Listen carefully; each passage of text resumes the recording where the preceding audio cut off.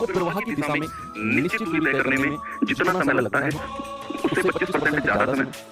स्थिर जल में उतनी ही दूरी तय करने में, देखो जितनी दूरी उसे प्रवाह की दिशा में जाने में लगता है, अगर वही डिस्टेंस अगर वो स्थिर जल में जाए,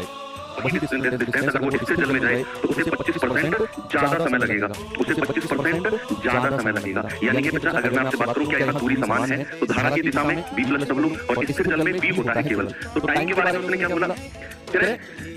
धारा की दिशा में जितना समय लगता है ना उससे 25% ज्यादा समय स्थिर जल में लगता है। तो धारा की दिशा में अगर 100 यूनिट तो स्थिर जल में 125,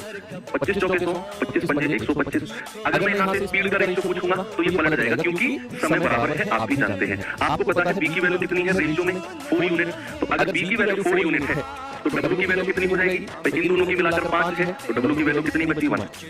यानी कि b और w का रेशियो आपने निकाला। आपको पता है क्या पूछा उसने, धारा की चाल, स्थिर जल में नाव की चाल 50 यूनिट दे रखी है, तो 4 यूनिट की वैल्यू 50, एक की वैल्यू आएगी 50/4 12.5, तो नाव की चाल कितनी आ गई, नाव की चाल आ गई 12.5, that is option number D.